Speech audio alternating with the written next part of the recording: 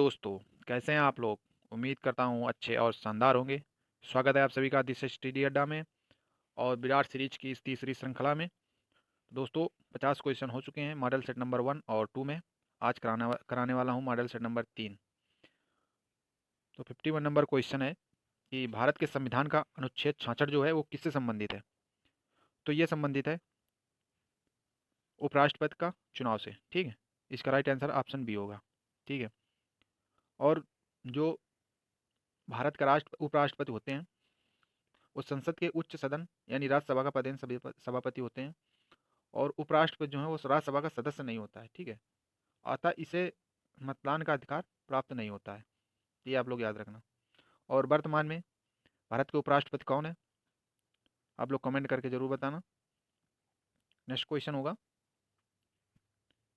कि भारतीय संविधान की किस अनुसूची भारतीय गणराज्य की आधिकारिक भाषाओं की सूची प्रदान करती है?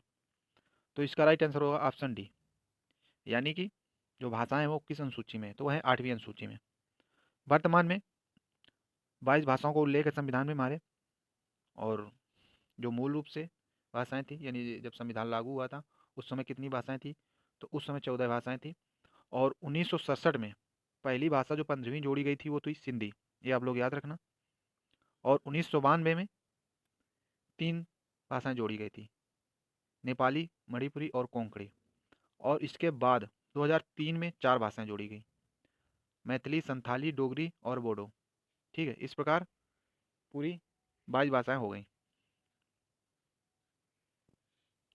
नेक्स्ट क्वेश्चन होगा कि भारतीय संविधान में कानून बनाने की निर्धारित प्रक्रिया काफी हद तक किस देश के संविधान द्वारा प्रभावित है? तो इसका जो राइट आंसर होगा, तो इसका राइट आंसर होगा ऑप्शन सी।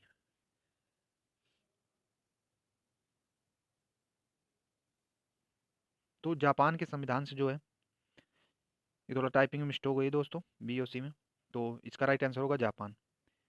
यानी कि जो भारतीय संविधान है उसमें कानून बनाने की निर्धारित प्रक्रिया जो है वो काफ़ी हद तक जापान के संविधान द्वारा प्रभावित है या उनसे ली गई है। ठीक।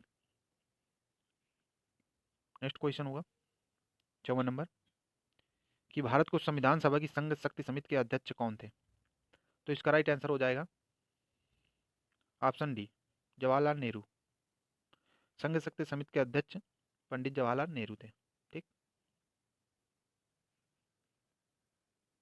नेक्स्ट क्वेश्चन होगा कि भारत के संविधान में कुल कितने भाग हैं? तो वर्तमान में 22 भाग का उल्लेख है।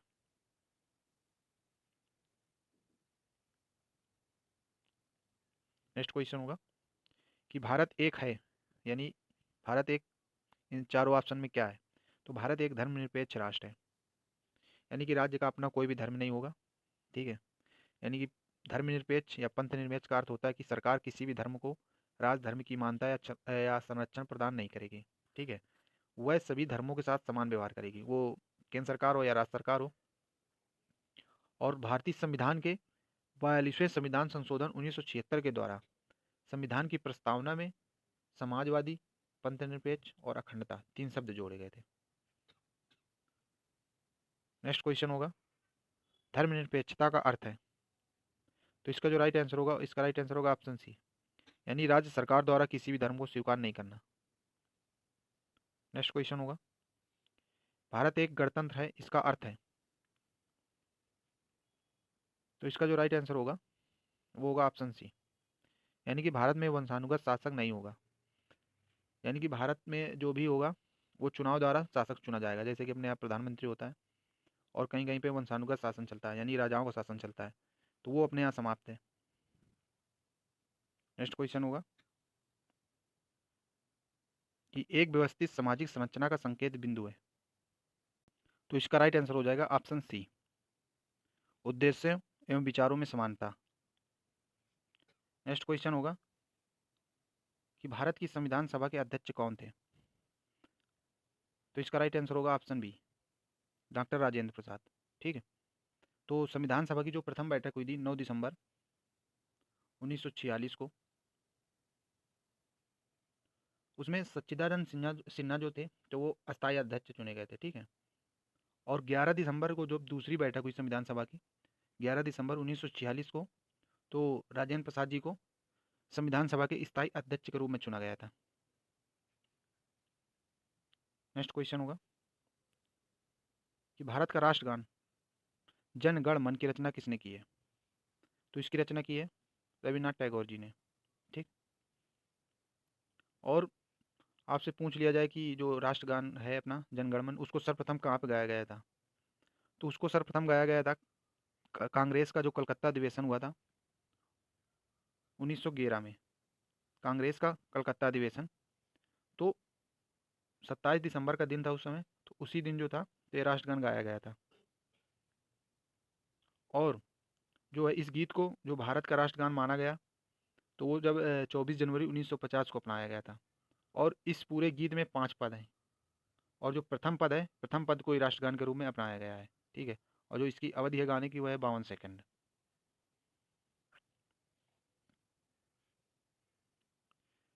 3 क्वेश्चन दोस्तों मैंने बताया आपको कि ये कब गाया गया था सर्वप्रथम। तो यह पहली बार गाया गया था कांग्रेस के कलकत्ता अधिवेशन में 27 दिसंबर 1911 को।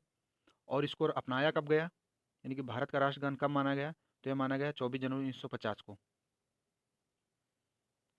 नेक्स्ट क्वेश्चन होगा किस मामले में आत्महत्या का अधिकार उपलब्ध नहीं है? तो जो इसका राइट आंसर होगा, इसका राइट आंसर होगा ऑप्शन ए, लोक सेवक द्वारा किए गए कार्य। नेक्स्ट क्वेश्चन होगा कि आत्मरक्षा का अधिकार है, तो इसका राइट आंसर होगा ऑप्शन डी, यानी अपने शरीर के प्रति अपराध से प्रतिरक्षा उसमें, और दूसरों के शरीर की प्रतिरक्षा और चोरी लूट आदि अपराध से प्रतिरक्षा। तो इसका जो राइट आंसर होगा वो डी हो जाएगा, उपरोक्त सभी।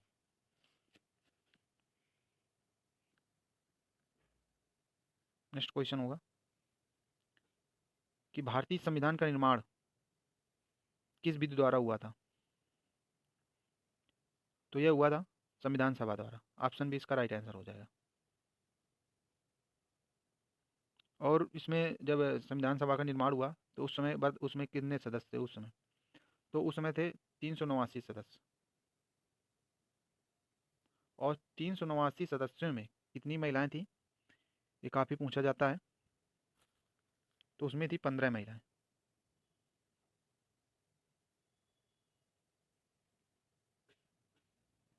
नेक्स्ट क्वेश्चन होगा कि भारतीय संविधान को किस दिन अंगीकृत, अधिनियमित और आत्मार्पित किया गया? तो ये क्वेश्चन है कि भारतीय संविधान को किस दिन अंगीकृत, अधिनियमित और आत्मार्पित किया गया? तो इसका राइट आंसर होगा ऑप्शन ए, मिति मार्ग 6 शुक्ल सप्तमी संवत 2006 विक्रमी। दोस्तों ये जो यहाँ पे 2008 लिखा हुआ है, तो ये आप लोग इसको 2006 कर लीजिएगा। मिति मार्ग 6 शुक्ल सप्तमी संवत 2006 विक्रमी, इसका सही आंसर हो जाएगा। नेक्स्ट क्वेश्चन है दोस्तों कि भारत का गणतंत्र के रूप में कब जन्म हुआ? तो इसका राइट आंसर हो जाएगा ऑप्शन ए, 26 जनवरी 1950, यानी जब से संविधान लागू हुआ तभी से भारत एक गणतंत्र देश हो गया। नेक्स्ट क्वेश्चन होगा कि संविधान सभा में किस देशी रियासत के प्रतिनिधि ने भाग नहीं लिया था? तो इसका राइट आंसर हो जाएगा ऑप्शन बी, हैदराबाद। एकमात्र रियासत हैदराबाद थी जिसने संविधान निर्माण प्रक्रिया के दौरान भाग नहीं लिया था। ठीक है। और इसको बाद में ऑपरेशन पोलो के द्वारा भारत संघ में शामिल किया गया था। नेक्स्ट क्वेश्चन होगा कि संविधान के किस अनुच्छेद में अनुसूचित जाति व जनजाति हेतु राष्ट्रीय आयोग का प्रावधान है? तो है इसका राइट आंसर होगा ऑप्शन सी, अनुच्छेद 338। नेक्स्ट क्वेश्चन होगा कि निम्नलिखित में से किस क्षेत्र में 1813 के चार्टर एक्ट में भारत में अंग्रेजी नीति में मौलिक परिवर्तन आया? तो इसका राइट आंसर हो जाएगा ऑप्शन बी, शिक्षा। ठीक है दोस्तों, ये डिजिट थोड़ा इधर उधर हो गई हैं, तो इस पर आप लोग ध्यान मत दीजिए। मैं जो आंसर बता रहा हूँ वही सही आंसर होगा, वो टाइपिंग में थोड़ा मिस्टेक हो गई है। नेक्स्ट क्वेश्चन होगा कि निम्नलिखित में से कौन सा भारत को एक धर्मनिरपेक्ष राज्य के रूप में वर्णित करता है? तो इसका जो राइट आंसर होगा वो होगा ऑप्शन ए, संविधान की प्रस्तावना, यानी कि भारतीय संविधान की प्रस्तावना भारत को एक धर्मनिरपेक्ष राज्य के रूप में वर्णित करता है। ठीक है। और प्रस्तावना में जो धर्मनिरपेक्ष यानी पंथनिरपेक्ष शब्द है वो 42वां संविधान संशोधन 1976 में जोड़ा गया था। नेक्स्ट क्वेश्चन होगा कि भारतीय संविधान की प्रस्तावना यानी उद्देशिका में कौन सा पद दर्शाता है कि भारत किसी भी बाहरी नियंत्रण से मुक्त है? तो इसका राइट आंसर होगा ऑप्शन बी, संपूर्ण प्रभुत्व संपन्न। ठीक, भारतीय संविधान की प्रस्तावना में संपूर्ण प्रभुत्व संपन्न शब्द यह दर्शाता है कि भारत एक पूरी तरह से स्वतंत्र और स्वायत्त राष्ट्र है। इसका मतलब है कि भारत को किसी भी बाहरी शक्ति या देश द्वारा नियंत्रित या प्रभावित नहीं किया जा सकता है। ठीक, नेक्स्ट क्वेश्चन होगा कि प्रस्तावना उद्देशिका में राष्ट्र की एकता और अखंडता शब्दों का उद्देश्य किसके मौलिक सिद्धांत को बढ़ावा देता है? तो इसका राइट आंसर हो जाएगा बंधुता। ठीक, यानी जो प्रस्तावना है उद्देशिका में राष्ट्र की एकता और अखंडता शब्दों का जो उद्देश्य है वो बंधुता, बंधुता जो शब्द है के मौलिक सिद्धांत को बढ़ावा देना है। ठीक है, और बंधुत्व यानी बंधुता का शाब्दिक अर्थ है कि भाईचारे की भावना। प्रस्तावना के अनुसार बंधुत्व में दो बातों को सुनिश्चित करना होगा, पहला व्यक्तिगत सम्मान और दूसरा देश की एकता और अखंडता। नेक्स्ट क्वेश्चन होगा कि प्रस्तावना को संविधान की राजनीतिक कुंडली के रूप में किसने वर्णित किया था? तो इसका राइट आंसर हो जाएगा ऑप्शन ए, के एम मुंशी। ठीक है, इंपॉर्टेंट क्वेश्चन है दोस्तों ये। नेक्स्ट क्वेश्चन होगा कि प्रस्तावना के अनुसार भारतीय संविधान अपना अधिकार से प्राप्त करता है। तो इसका राइट आंसर होगा ऑप्शन ए, भारत की जनता से। ठीक है, नेक्स्ट क्वेश्चन होगा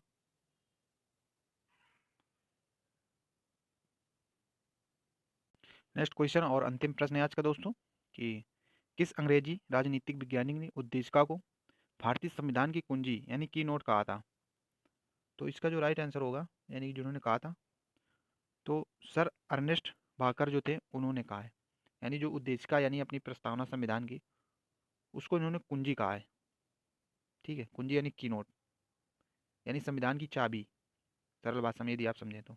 ठीक, तो दोस्तों आज की रही ये क्लास 25 क्वेश्चन की, और ना क्वेश्चन ज़्यादा टफ थे, मॉडरेट लेवल के थे।